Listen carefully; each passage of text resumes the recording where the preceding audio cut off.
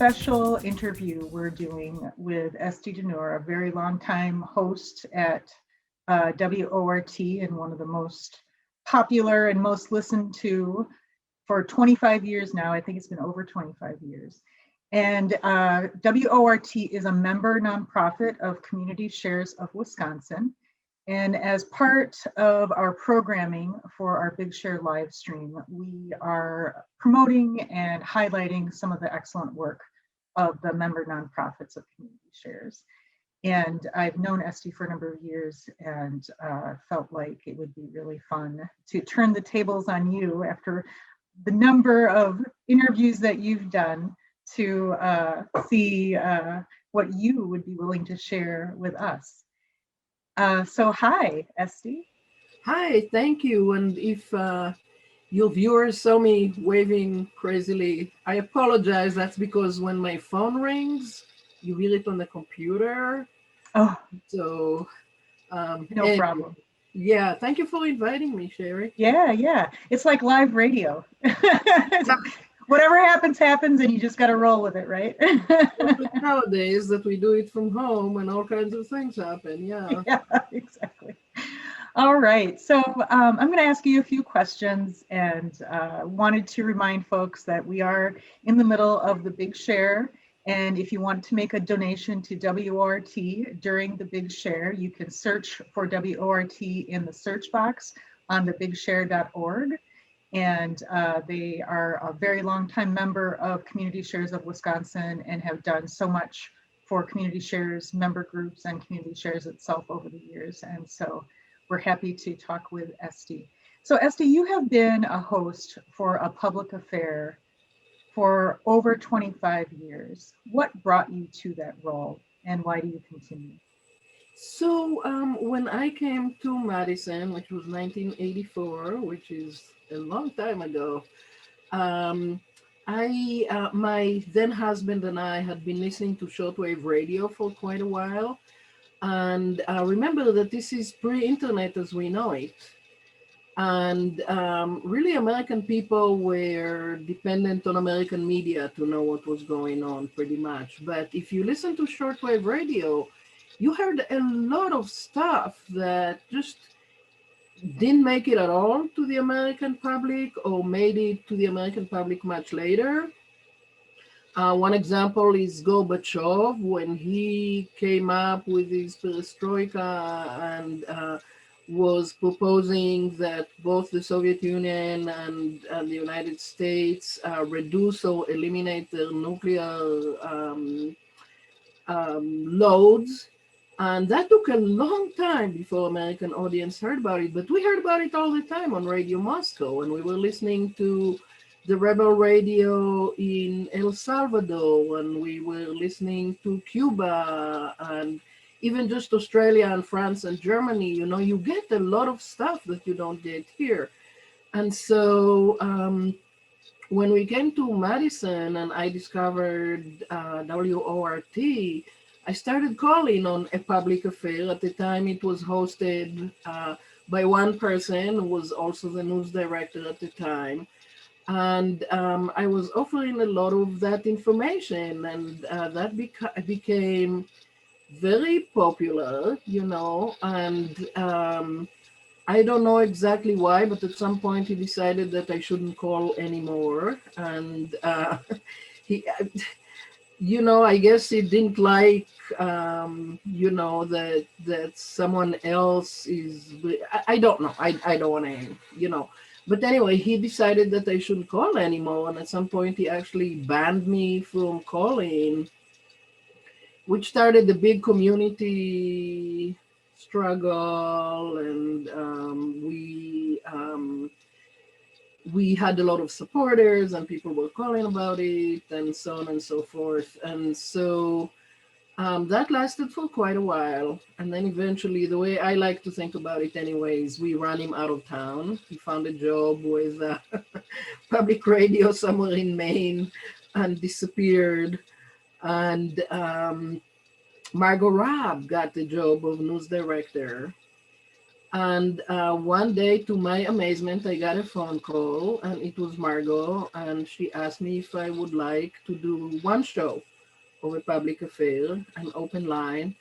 And I said, of course. And, I was going to do an open line, but as it happens, Yitzhak Rabin, the Prime Minister of Israel, was assassinated just a few days before that show. And so I quickly found someone to talk about that, and the show was about that. And when it was over, I told Margot that I really liked doing it and appreciated it, and if she wanted me to do it again, I would be happy to. And so at first I did just kind of here and there, and then I became a host every other week, and then I became a host every week, and have been doing it pretty much since then. And the reason I continue doing it is that I feel like community radio station has this amazing place in the media landscape. We can talk about everything. We do not have corporations supporting us. And so we don't have to worry about not talking about the things that the big money doesn't want us to talk about.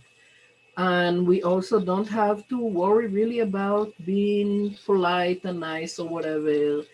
I think, for example, that Wisconsin Public Radio does amazing job, but there are things they don't touch.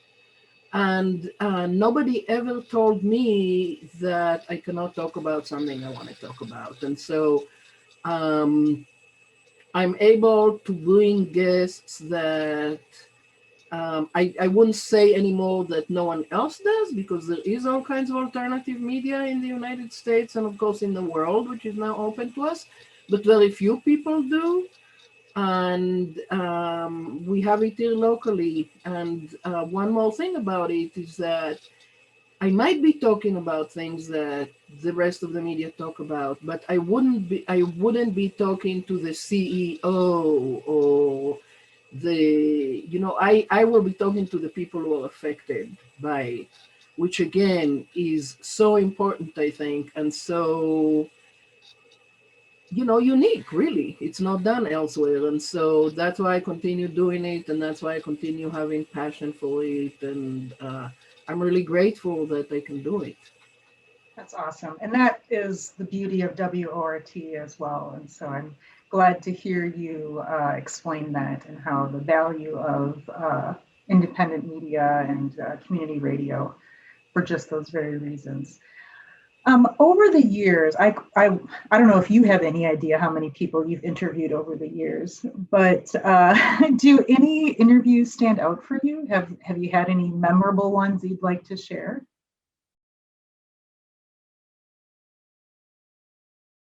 Oops, you're on mute, Esty. There are so many that it's a little hard to say, but as I thinking about it, Professor Noam Chomsky, who is really a light to the world and has been for so many years, he has been on my show 13 times. And of course, each one of these times was phenomenal because he is phenomenal. And again, the reason he has said yes each time we asked him to come is that he knew that I'll ask him questions that he's going to want to answer. I met him when he was here in town years ago for a conference about Colombia, and we chatted. We actually talked for quite a while, and since then he's been, willing to be a guest on my show. So that is, that's a big one, I think. Professor Leo Panich from Canada also was an amazing guest. He died recently of COVID, which is one reason I want to mention him. He was a guest a number of times. Dr. Helen Caldicott in the 80s was a guest of, not in the 80s. I started in the 90s, but she was one of my early guest. She was, I'm not sure if she's still alive, but she was a an Australian doctor who got very involved in the fight against nuclear weapons, and she wrote a book titled A Disparate Passion. And so she was a guest. Gary Webb, who wrote Dark Alliance, about the how the CIA basically brought crack cocaine to the United States and flooded Los Angeles, and he ended up committing suicide because there was this tremendous campaign against him. So he was a guest on my show a few times, and then he came to Madison, and we had dinner together again. But then also other people like Melissa Buckles. No one ever heard about her, I don't think, but she's a Native American from up north, and she was saying that the FBI was basically bringing drugs from Canada through her reservation, and she had a lot of proof. And for all I know, only besides me, only one more community radio interview her. So, like, she's one example of the people that I think are very important, and another really, or many other such examples are just people, native people from throughout Latin America, for example, especially women, people who sometimes couldn't even read until they were 20 some years, but who, when they got that education, were always absolutely to me so amazing in the depth and level of their analysis of why the people were living the way they were and what external forces were causing these terrible situations that they were in. So, you know, this I think is so important. Judy Barry, who was an activist against the attempted decimation, really, of the redwoods in Northern California. She was a guest on my show after her car was bombed. And as I learned later, just 3 months before she died, because of the results of that bombing. Alex Coburn, who has died since, amazing journalist, and his brother Andrew Coburn, who's still alive. Poet June Jordan was in 1999. Barbara Ehrenreich a few times. So many accomplished professors.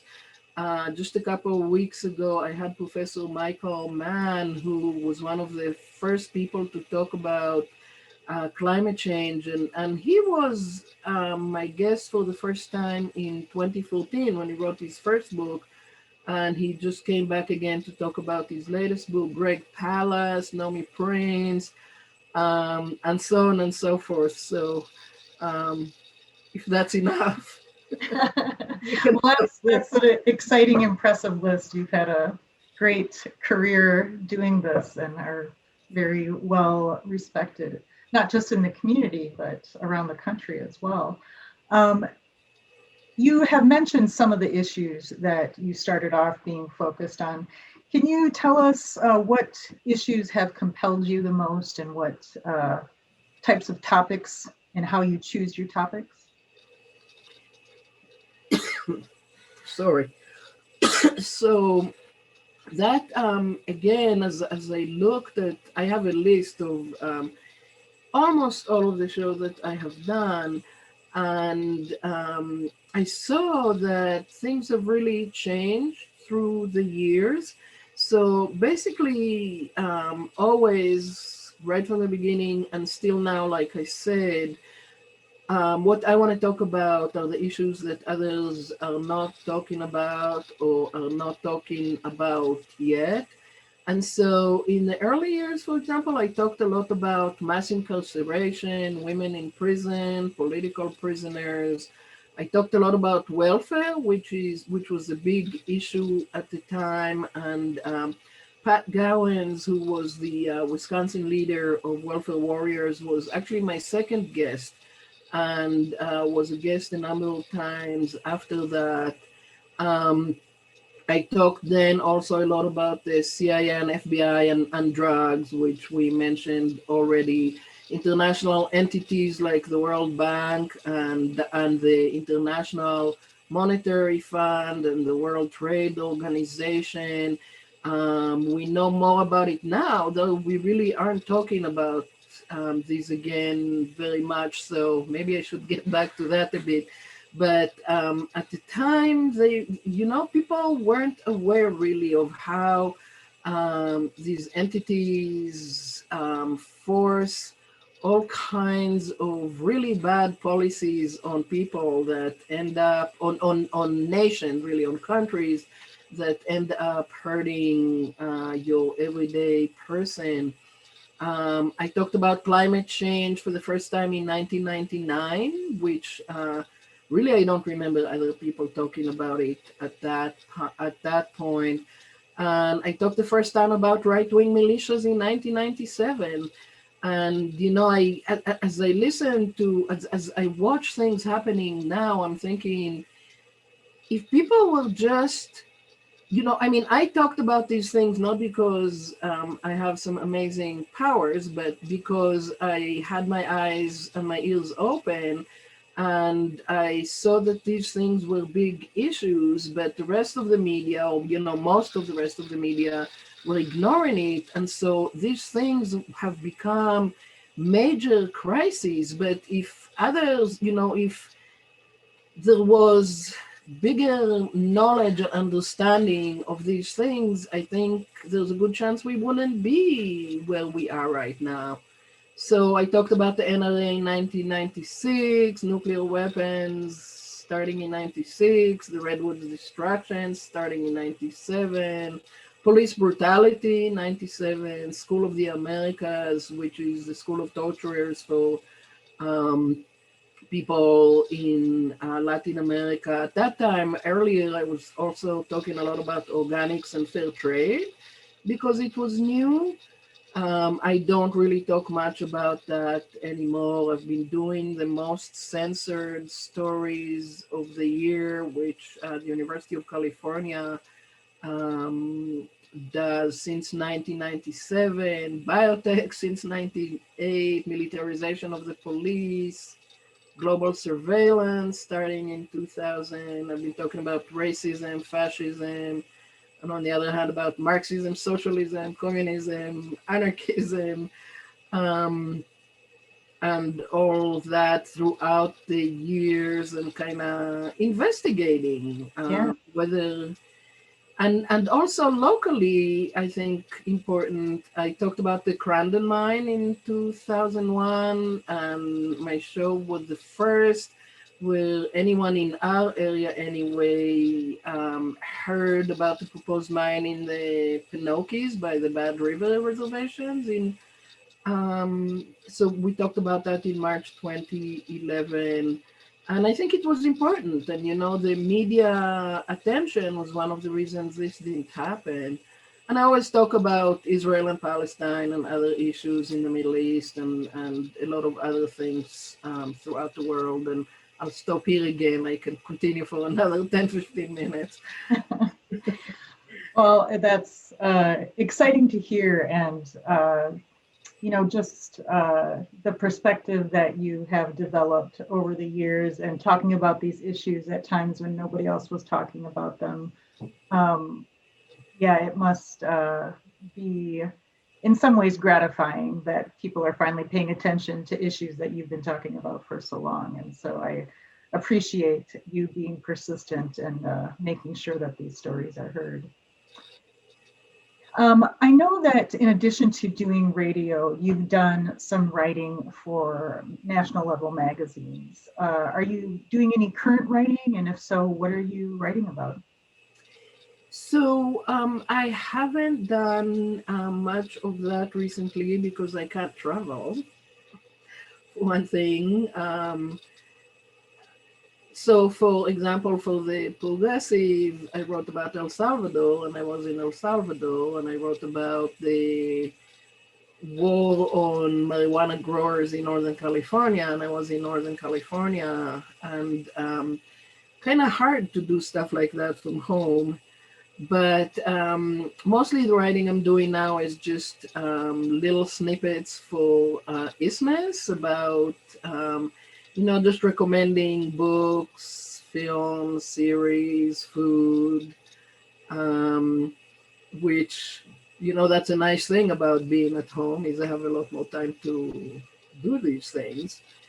And I'm also very passionate about food, and I'm a cook, and I'm a gardener, and I cook my food, so that's basically what I've been doing as a way for me to, just send recommendations and also to help Isthmus as it is, working to overcome the crisis of the pandemic and to survive and hopefully thrive eventually. Awesome. Well, you bring up more of your artistic pursuits and interests, and one of the other big roles you've had in the community is organizing music festivals. And it sounds like you have another music festival that you're working on right now. Can you tell us about it and what the plans are for 2021? Yeah, so I retired from the Wisconsin Union Theater, and with it from being the artistic director and the producer of the Madison World Music Festival. When did I retire? In January. And like I think just days after that, this woman who runs the organization called Hot House in Chicago contacted me to see if I wanted to work on a festival for International Women's Day. And so we actually just announced it. It's called Activista. And we have 8 performers from various parts of the world. A couple of them are Indigenous women, one from the United States, one from Canada, and all their art is about issues of great importance to women, and if to women, then to humanity, right? Because what affects women affects families, affects everybody, affects children who grow up to be adults, and so on and so forth. So we have these 8 performers, and we also are collaborating with Haymarket Books, which is a lefty publication, and we have 3 of their women writers doing kind of a round table. So that will be online on March 7th, starting at 4 p.m. our time. And it's, maybe feels a little bit of a strange time, but that's because it really is meant to be an international event. And according to Haymarket, 4 p.m. is a good time to get people from all over the world. So if you want to know more, if you're my friend on Facebook, I just posted it. Otherwise, just look for Activista International Women's Day. It is on Facebook. You can find it on Hot House website, and I'm sending a press release to local media. So hopefully you will be able to hear about it from local publications. Great. Well, through your years as a host on a public affair, you've had many opportunities to raise money for WORT, many pledge drives, and the hosts and the staff at WORT call it pledge wrapping. And so if you could make a final pitch for why people should give to WORT during the big share, by going to thebigshare.org and searching for WORT, what would you say are the most compelling reasons that people should be supporting WORT during the Big Share? Yeah. So I think, what I said earlier, that we are independent. We can talk about whatever we want to talk about. Our news director is a helper. She's not a supervisor. She doesn't tell us what we can and can't talk about. So, when it comes to talk, I think that is so important. A public affair, of course, is a daily show through the week, Monday through Friday. A different host each day. We all are volunteered. We don't make a penny out of it's a work of love for all the volunteers. There's 300 some volunteers for the station. And then the music shows are also amazing. It's the same principle again. It's people who are very passionate about something and very knowledgeable about that something. And that's what they do. And so Rockin' John, everybody knows Rockin' John, right? But he's been there from day one of the station, which is... I don't think I knew that. Yeah, so it's like 41 or 40, I don't know, 40 some years now. In the same time slot? I'm not sure about that, but possibly. But there's world music, there's classical, there's jazz, there's folk, there's everything. And again, you won't find that anywhere else, I don't think, So, for that, and maybe to show your respect and support for the volunteers who've been doing it for a long time, and are doing it for love, and to help entertain and educate, and just make a community a better community. So yeah, I personally can't think of a better place to. I pledge, not to my show. I pledge to other shows. Pretty much every pledge drive. There's so many things I love there, and I want to support it. Unlike you, I wasn't very good at pledge drives, so I always had to pledge during my own show so I'd make some money.